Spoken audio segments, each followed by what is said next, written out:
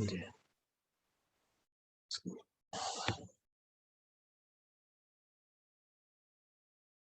तो हम चर्चा कर रहे थे कि बाबा बतला रहे हैं कि बोधवान के लिए जो है दृश्य की सत्ता नहीं रहती है, योगी के लिए रहती है लेकिन ज्ञानी के लिए नहीं रहती है। इसलिए योगी जो है वो बार बार समाधि में जाता है।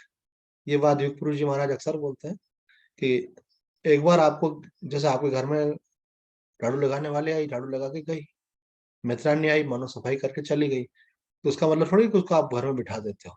एक बार आपकी ब्रह्माकार वृत्ति हुई और आपको बोध हो गया कि मैं सच्चिदानंद स्वरूप ब्रह्म हूँ, तो फिर ब्रह्मा अभ्यास की अपेक्षा कहाँ रह जाती है।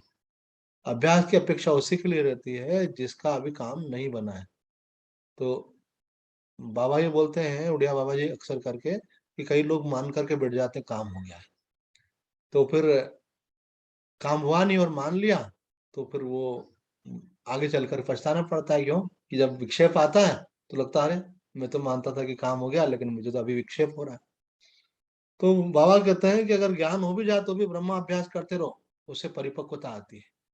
तो एक बार अखंडानंद जी महाराज ने कहा कि महाराज, जिसका काम बन गया उसका तो कोई कर्तव्य नहीं रहता, फिर उसको आप क्यों बोलते हो कि अभ्यास करते रहो? तो बोले लोगों का होता नहीं है, मान लेते हैं, ज्ञानाभास होता है कि मेरा काम हो गया है ऐसे। तो कई लोग मान करके बैठ जाते हैं, इसलिए अगर करते रहेंगे तो वो बिगड़ता तो है ही नहीं। ज्ञान होने के बाद फिर ज्ञान की प्राप्ति के लिए किसी साधन की अपेक्षा नहीं है, लेकिन अगर कोई साधन करें तो उससे ज्ञान नष्ट तो होता ही नहीं, एक बार हुआ तो सदा के लिए होता है, और अगर नहीं हुआ है तो हो जाएगा। इसलिए हम ज्ञान का अभ्यास करते रहने की बात कहते हैं उस, और बल्कि उससे खिलावट ही आती है, क्योंकि जितना आप साधन करेंगे उतना परिपाक होता है वहां पे देखा जाए तो, है ना। इसीलिए ज्ञान की भी चार अवस्थाएं बताई हैं जिसका वर्णन पहले किया था। ब्रह्मविद, ब्रह्मविद वर, ब्रह्मविद वरिष्ठ, ब्रह्मविद वरियान, ऐसे। ये क्या है, अंतःकरण के अंदर जितनी जितनी जो है शुद्धि होती है, उसके अनुपात में ज्ञानी की उतनी उतनी अवस्था मानी जाती है। और बताया है कि एक अवस्था में तो संसार को झूठा जान के रहता है, एक अवस्था में संसार का व्यवहार जो है बार बार लुप्त होने लगता है, एक अवस्था में संसार दिखता ही नहीं है, उसको दूसरों को ध्यान व्यवहार करना पड़ता है ना। अपने हरिद्वार वाले जो स्वामी परमानंद जी थे, उनके जो मस्तराम बाबा गुरुदेव थे, उनकी अवस्था ऐसी थी, उनको बोले बाबा आप भोजन कर लो, बोला अच्छा भोजन कर ले, कर लेते हैं। थोड़ी देर बाद बोले भोजन कर लो, अभी भोजन नहीं किया, बोले नहीं किया है क्या, बोले कर लेते हैं ऐसे। तो खाना खाया है कि नहीं खाया है, ये पदार्थ अभावनी नाम की जो छठी अवस्था है, उसमें यही नहीं याद रहता है कि मैं नहाया कि नहीं नहाया, खाया कि नहीं खाया। मैं जैसे बच्चों को बोलते हैं ना, आप चलो सो जाओ, सोने का टाइम हो गया, तो वो तो बैठे हैं, उनको मालूम कोई याद ही नहीं है दीने की रात ऐसे। उनका तो कोई दूसरा ध्यान रखे तो। एक महात्मा जी को हमने इंदौर में एक आश्रम में देखा था, ऐसी अवस्था में थे। तो उनके शिष्य ने कहा कि मेरे को गुरुदेव ने सेवा दी है इनकी, ये बहुत ऊंची अवस्था में महाराज जी। मैंने कहा आप क्या करते हैं? तो बोले कि मैं जो है महाराज जी का पूरा ध्यान रखता हूँ, उनको समय से सोच ले जाता हूँ, समय से खाना खिलाता हूँ, समय से पानी पिलाता हूँ। तो मैंने कहा समय से कैसे खिलाते हो? वो तो बोलते ही नहीं है, उनको ही नहीं मालूम नहीं पड़ता। तो बोले मेरा इनके साथ ऐसा तादाद में, जब इनको प्यास लगती है तो मेरे को मालूम पड़ जाता है, और जब इनको भूख लगती है मेरे को मालूम पड़ जाता है, और जब मैं इनको शौचालय ले जाता हूँ उसी समय सोच जाते हैं।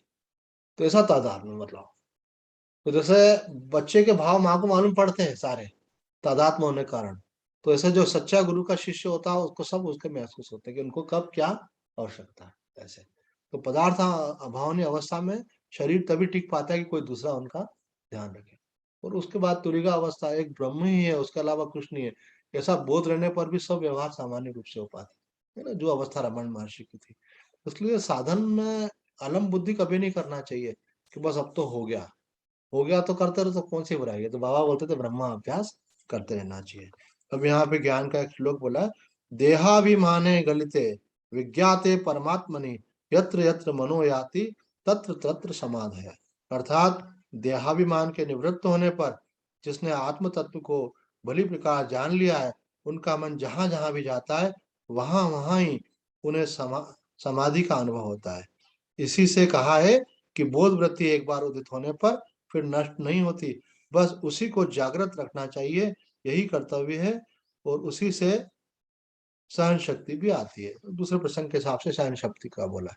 तो कहने का मतलब है कि अब ये जो बोला ना देहाभिमाने गलित है, जब एक बार देह भाव चला गया तो विज्ञात है परमात्मा ने, परमात्मा को जान लिया। यत्र यत्र मनो याति, जहां जहां मन जाए वहीं पर आपको परमात्मा की अनुभूति होने लगती है। मुझे याद है, मैं एक बार जोशी मठ में गया, तो मैंने कहा चलो दर्शन करते, पहली बार बद्रीनाथ जब गया था। तो उन्होंने बोला कि अच्छा महात्मा जी बताओ क्या साधना करते हो। तो मैंने कहा कि भाई हमारा मन कहीं इधर उधर जाता तो वहां से हटा के हम मन को अपने आत्मा में स्थिर करते हैं, ये हमारा अभ्यास है। तो उन्होंने कहा कि अरे इसकी कोई जरूरत नहीं है, काहे को मन के साथ कसरत कर रहे हो, उसको बार बार लेके क्यों आते हो। जहां जहां मन जाए वहीं परमात्मा का दर्शन करो। उस रूप में कौन है, बोले नाम रूप मिथ्या है, उसका अधिष्ठान परमात्मा सत्य है। बोलते हैं ना अस्थि भांति प्रिय रूप से परमात्मा सर्वत्र है।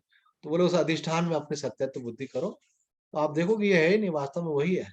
तो आपका वहां से नाम रूप से मन हटा और वो परमात्मा में चला गया।